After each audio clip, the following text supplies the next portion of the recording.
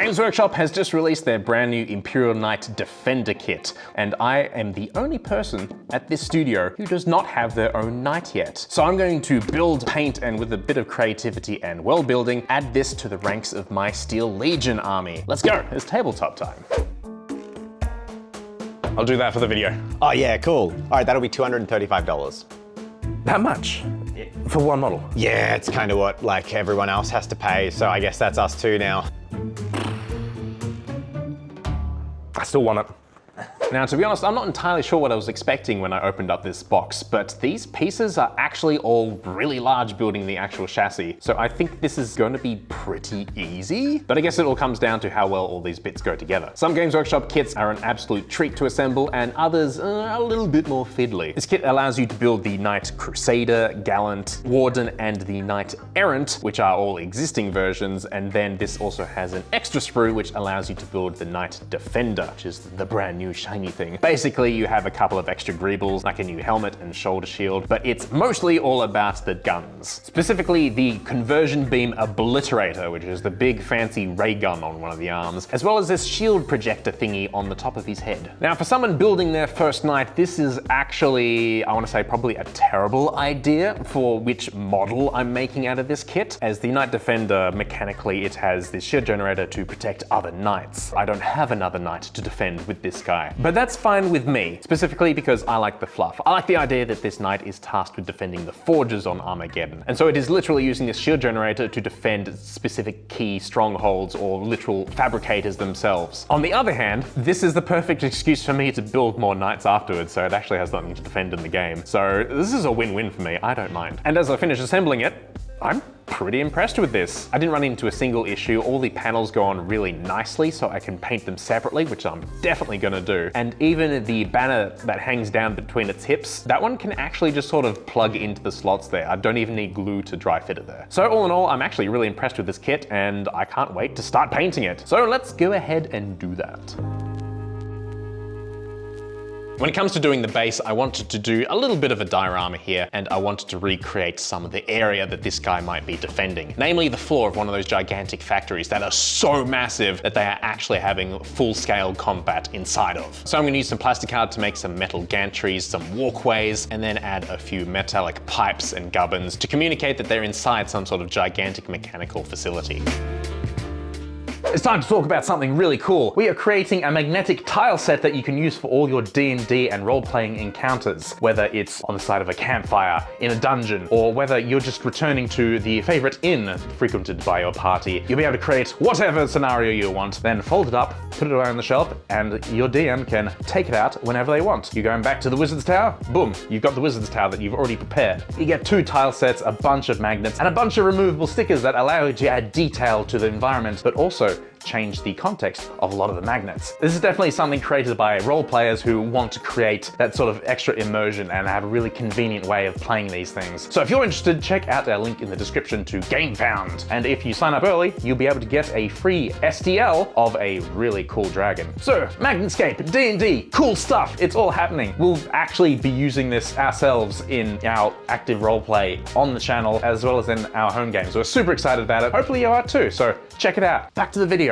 Now, for those who aren't aware what Imperial Knights are, basically they are houses of nobility that have painted up these huge towering warlike machines in the most medieval color schemes you could possibly imagine. Nobles all decked out for a jousting tournament, except it's 40k. And that's all well and good, but I wanted something that's a bit more industrialized, as this is going to be on Armageddon. I want this knight house to basically be indentured to all the machines, all the forges on Armageddon. Basically created to defend, and that is their entire lineage on this world. Whether they came from somewhere else and they had all that glorious, colorful history or not, it has all been lost now under the grinding gear of time and constant war. And so I want my color scheme to be a lot more militarized, basically evoking a lot more of the color scheme of the existing army and how I paint tanks for Steel Legion, but still different enough that it looks impressive on the tabletop. And for this, I have chosen an extremely bleached yellow color, which actually isn't going to be too far off what is actually on one half of the box art, which then going to be flanked by extremely dark charcoal grey pauldrons and a helm. And so that's my vision for this color scheme. All I need to do is actually execute it. And now this is where a lot of the fun starts. It's time to start weathering things. And I'm going to be using another wash to do this. This is actually a wash designed for painting faces, Reichland Flesh Shade, but this is going to look really nice on top of this yellow and give a strong feeling of dirt all over this model, making sure that it builds up nicely in all the recesses and lower gradients of these sloped armor panels. Now, a lot of the time I wouldn't actually use washes on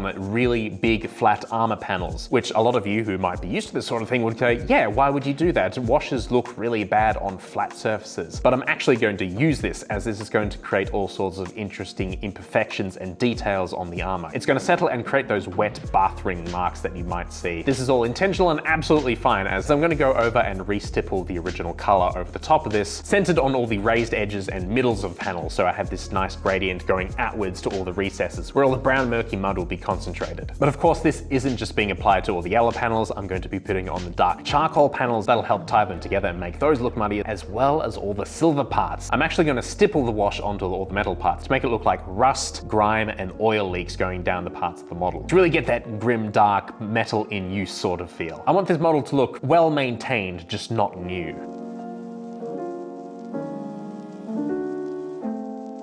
I'm gonna grab some really small sponges and really nasty old brushes and start applying some dark brown, specifically in all these edges that I think battle damage might occur, creating some nice long gashes where I think bullets might have ricocheted off, or where bits of masonry has just bounced off and scratched the edges here. The trick here is that less is more. I don't wanna do too much. And then when I'm happy with all the dispersion of these scratches across the model, I'm gonna go in with my original silver from the under chassis and paint inside all these scratches to make it look like the paint has been scraped off and you can see the shiny metal underneath. In fact, I'm even doing this on the silver parts because I don't want those parts to be pristine. It's not like there's paint to flake off the actual bare metal parts. So this is more like there's been an impact and therefore a burn, a scorch mark on those metal parts. And with that all done, it's time to start working on the war gear options here, the guns and the shield generator.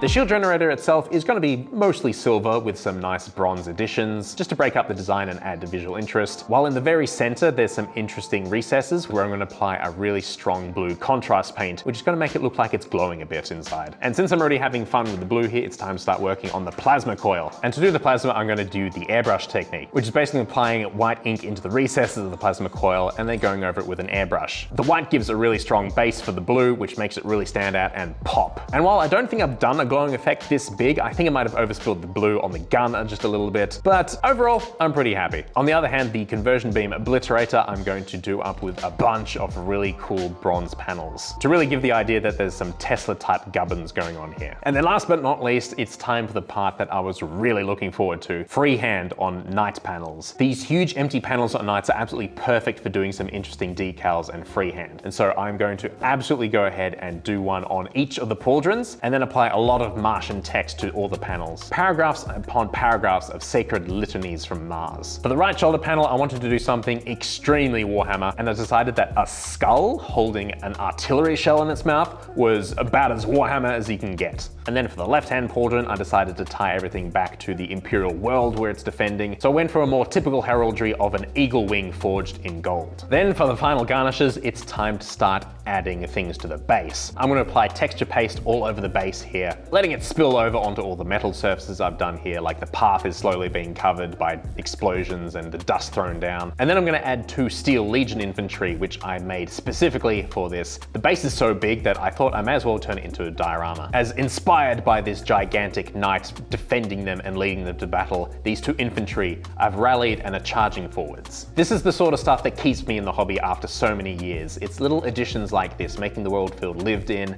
and writing little stories. Then there's nothing left to do but start assembling all the panels and gluing them into place.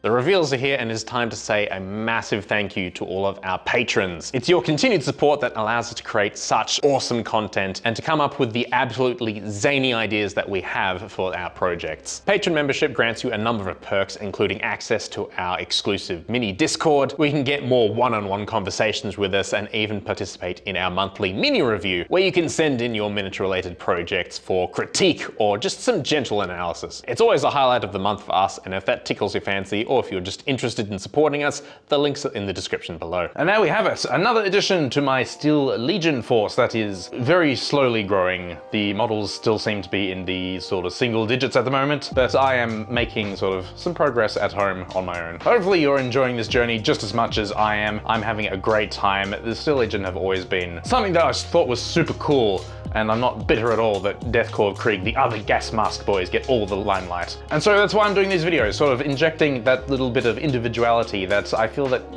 lot of Games Workshop things are sort of starting to lack these days. And so if you want to see more, stay tuned to the channel, hit the bell, notifications, subscribe, chuck us a snag, join the Patreon. That's what you should do. I'd rate that above, no, I wouldn't rate that above a sausage, I'll be honest. But you should join all the things. But now I've talked for too long and it's time to go paint something else. So I'll see you later.